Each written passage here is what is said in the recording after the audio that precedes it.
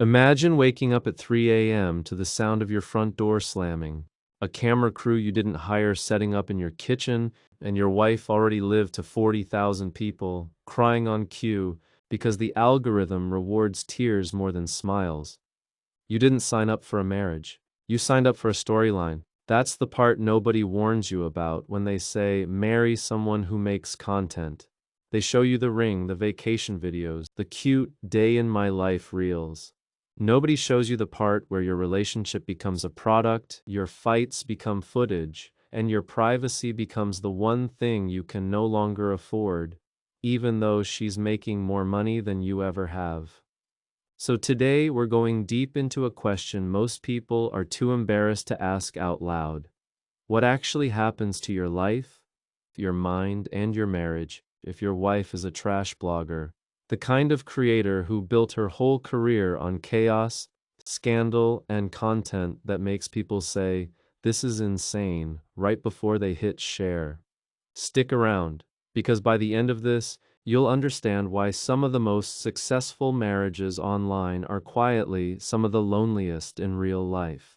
Let's start with the thing everyone assumes will make your life easier: money, trash content, the messy breakups, the public meltdowns, the prank gone wrong format, the I caught my friend cheating genre performs disturbingly well.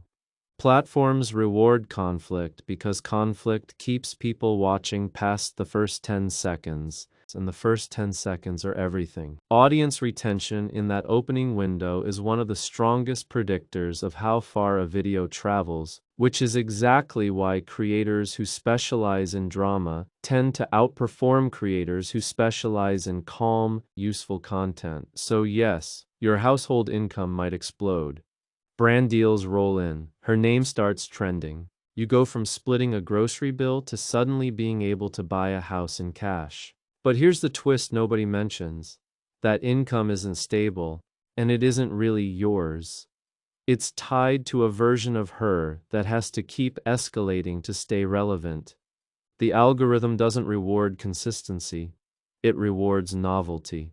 Which means last month's scandal isn't enough anymore. There has to be a bigger one, a messier one. And slowly you start to notice something unsettling. You're not just married to a person, you're married to a content cycle that needs to be fed.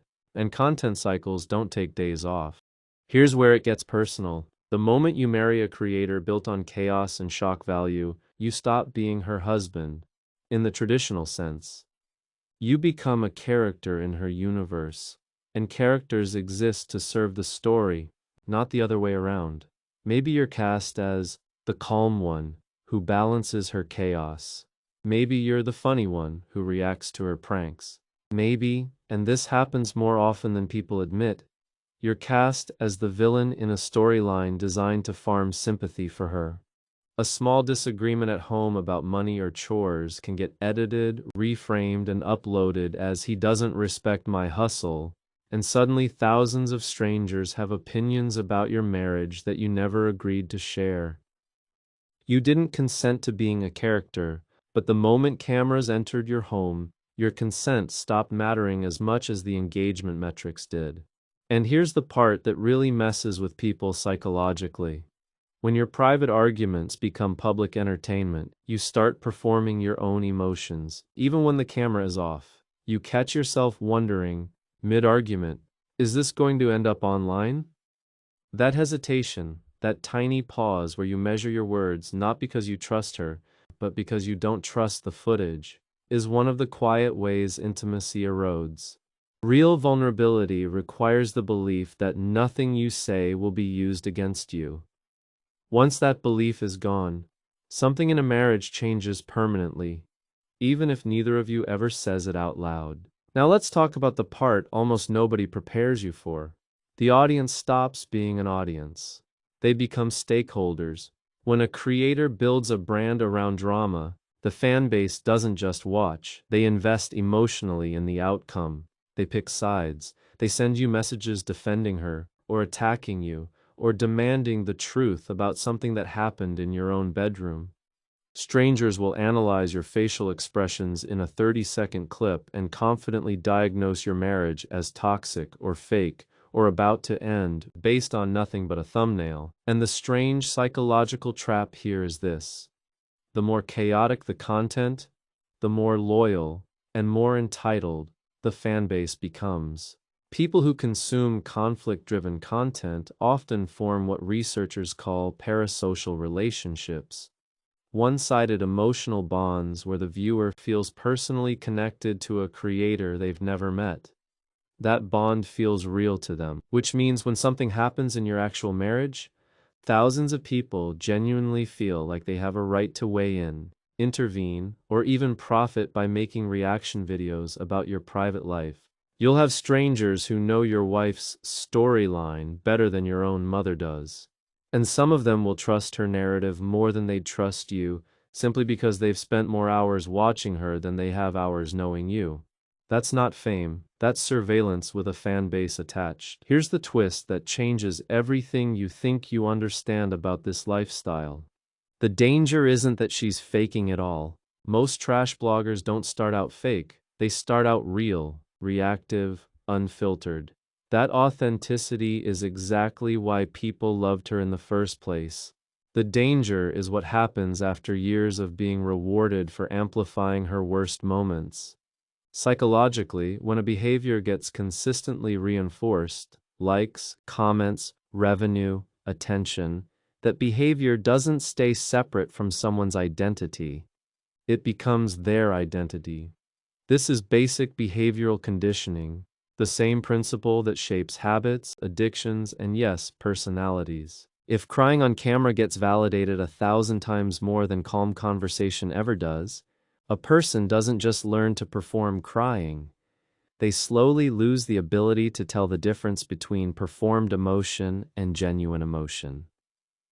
So a few years into this marriage, you might start noticing something deeply unsettling. She reacts to real problems the way she used to react to content. A small disagreement at home triggers the same intensity she'd use for a viral video, because that intensity is the only emotional language that's been consistently rewarded for years.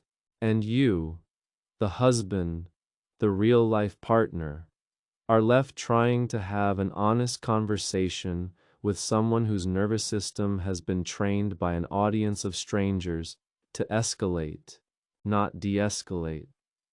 That's not a character flaw.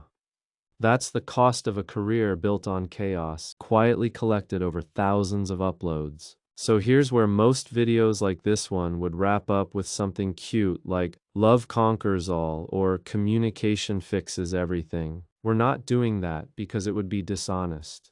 The honest answer is this: marrying a trash blogger doesn't ruin your life automatically, and it doesn't guarantee misery either. What it does is force you into one of the strangest psychological environments a relationship can exist in: constant external validation competing directly with internal intimacy. Every single day she gets to choose between making something real with you or making something profitable with the version of you two that performs better online.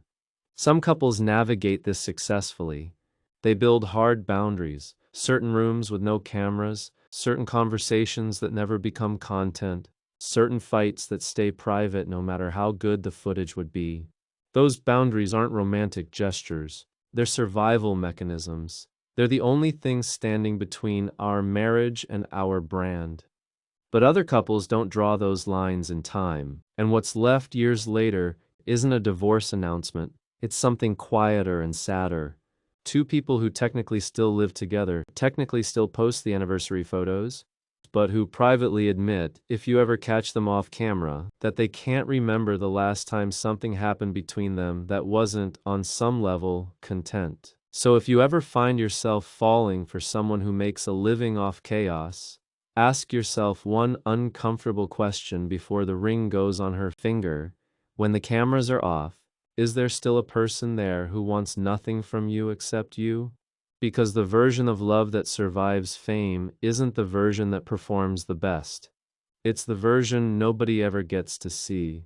If this made you rethink something about fame, about relationships, about what attention actually costs, drop a comment and tell me which part hit hardest. And if you want the follow-up where we break down real-life couples who survived this exact dynamic, hit subscribe because that one's coming next.